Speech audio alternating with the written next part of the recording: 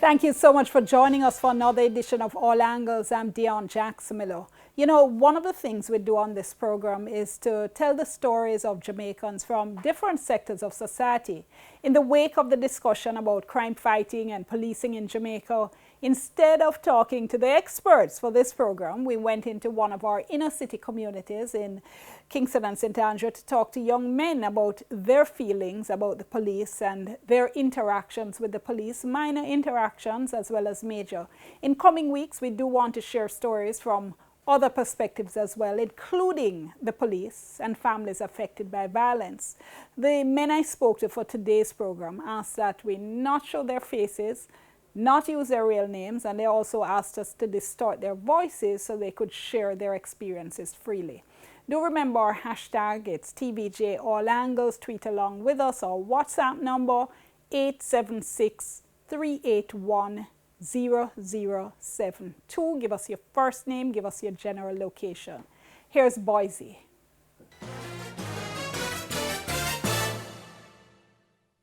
All right, thanks so much for talking to us. So, tell me what you think about police. Think good, I would think bad. Tell me good why? Good. Alright, yeah, based on you just start in our force until you start meet a long set of people. You understand? So you start off good and you start get bad.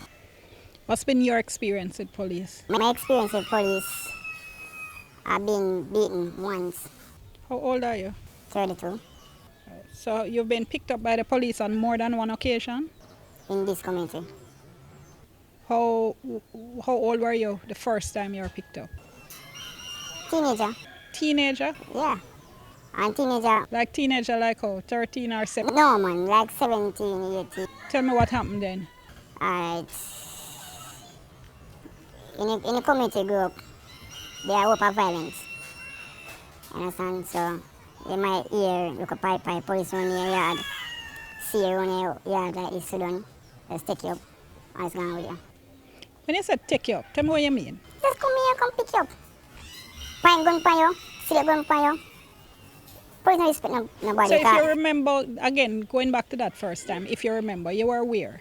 Where? In my yard. Yeah, in my yard. And they came and what? Came and put gun for you, take it up, put up on the ground, put up on the wall, finger about. Like. On that occasion? Yeah. Serious? No man, don't go through it so fast. Tell me what you remember. When me experience as a child growing up, yeah, police. No, go back to that same time, man, when you said the first time. So they came into your house and what? Then came in my yard when pipe. When what? Pipe, gunshot. Okay. Yeah. So you see them seeing you like this. And by looking at it, them feel like, say, boy, are you the one that had shooting at people? You understand? Last night I didn't remember I'm looking at them say, oh. And I say, you're the good man. And I say, good man. And I say, really, police? And I say, yeah.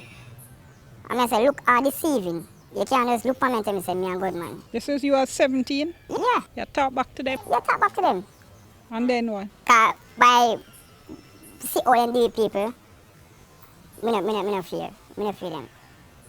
Honestly, me no fear them. So they came in and they're asking you questions and you're answering, and then what? Answer, boof. Look at boy, nana manners. What do you mean, boof? Yeah, nana manners. Put gun for you, same way. You mean point a gun at you? Yeah, point a gun at you. Several times, more than one time. And then what? As a teenager, me never. Me never did go in. Me never did. They didn't arrest you that time? Carry you down to station? No, okay. Never did carry me down to station. Never did. Easy, never did.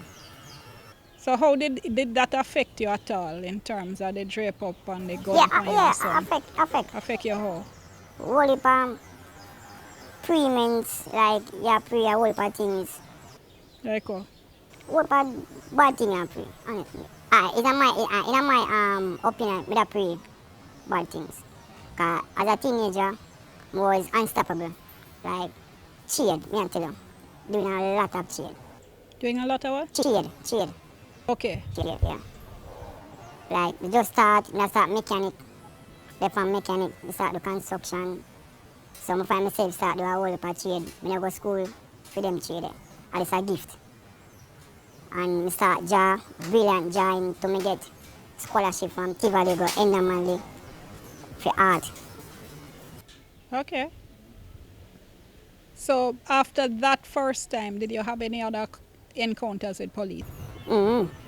Like what? I start growing up as a man now. See you sit down on the corner, which in a call the corner. You're there at the gate. Drive them on you. Put up on the wall. Do them what they do. When they feel like to please themselves. Like what? Brutally, just kick your foot them. That happened to you? I not luck with police. You know what? I not luck with police. No luck. Honestly, no luck with police. Is it that, my viewers might be saying, boy, is it that you're a criminal? Are you a criminal? No, I never, no. Honestly, I'm not a criminal. I'm a hard-working man. So they always come out and pick you out?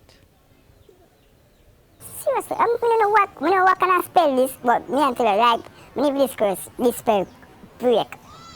I don't know, I just see and just look. I don't know what if I probably grow a year too tall or you bush up or what. But all them police, I remember say them come from a ghetto, like who say ghetto.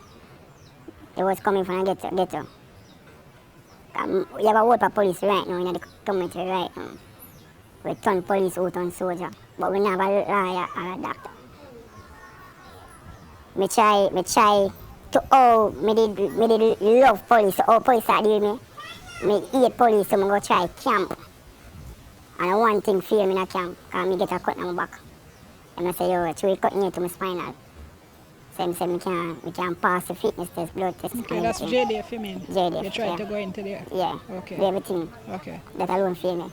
So about how many times would you say police come on and pull you out or draw you out? More than several times. More than several times. So you ever been down to lock up? You ever get? More than 10 times. Meaning going a lock up? Yeah, more than 10 times. And have you been charged or you just lock up and let out? If them can't find nothing for you, then put something for you. That's how them behave. Just choose a charge for you. Like what? Any charge them can't possible for you, them give a charge. So like what they charge you with? They never get to charge me at the time. Alright now. Remember, just get my son about 5.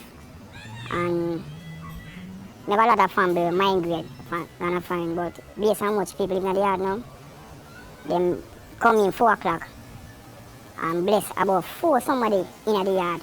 It's a family I live about 4 somebody in the yard. And book for me do after 4 in the morning. So I didn't know them. So I meet them over other part, I talk to other somebody. So I pretend like me sleeping, see and say, right, I break myself for them. Remember now. So book for my door now, mock my door. Police. The man do one thing, I say, you're going there? I say, no, I'm my son. All I say 5-year-old. Take me out, 4 o'clock in the morning now. Show them none of respect or nothing. Mr. Officer, I'm my son alone in the house, and the man there watch my son. What is all about? Because I know what is. You know, them not pay attention. They not business, whatever. Imagine I left a pit in the house and bring me to the station for 2 days. For all me have to explain to this officer, my son, he just come from China about 2 days ago, he don't feel so good. They don't take no talk, nothing. I'm always, I remember that. Even my son, even afraid to sleep in the house right now. So what happened to him on that occasion? What had happened to him that time? My son? Yeah. He always remember. No, I mean, was he left alone? Yeah, he left alone at the house. So Until in the somebody- morning now, like a bigger car when son come out, come be man tell say, oh, the son alone at the house. And I have to explain to the officer them. Even reach a station, I explain, no one now responds. They don't care. No one at all. You say you still remember that? Always. And he does as well? He always remember. Does he talk about it? Always. What does he say? He always, even if I do the road and me done the road, Even beg him to come sleep. I said, Daddy, I'm afraid. He just turned 9 now. Come like him traumatized. Him think about it all the while. So when you go, what's the longest you've been in lockup? 1 month and 2 weeks. Describe for me what it's like. In a cell, it was horrible. Come like in a hell, dark, the facility, the smell, no good treatment, no good water, nothing in no good at all. There is no attention to say, yo, you need to use bathroom, you need to get a bed. All right, tell me the time you were in there the longest. So how many men were in with the cell you were in? Them pocket in can't pack no more. What do you mean? Them put a mount where you can't even sit down like this. Sit down like you can't be comfortable sit down. Just imagine. You can't be sit down. So you can't, so what do you do? Stand up. All the way straight to the night. Till morning. Most you have to run a shift. This man stand up. So some station me been through, me have to experience on my face. So when you say them pack it till them can't pack it no more, give me an idea. Like, You pack a jar to you can't like the jar. So how they do it, how they do it. Them just say people and will take up and throw in there. It's a question. It's a man say, oh, ask this a man, where you from? Well, John know that, I man see me from the corner and see me like this and just take me up and just come take and gone with me. We don't know the reason why. Why just bring this man in from? Just see and take you and just throw you and gone. When they ask next police, yo, we time change shift. No, they not until that man come on duty. And that man then have to remember saying take up you and put you in the back. so when you're standing up, you what? You just, well, you say you don't take turns. So what? You sleep when you sit down and then you awake when you stand. Yeah, like instance say like this person, you can give him you can give him a space for sit down, for sleep, and you stand up. Because you don't have no space for sit down. So this man run a shift, like I said, 2 hours out of sleep. Then the man get up and give you back a 2 or 3 hours of sleep.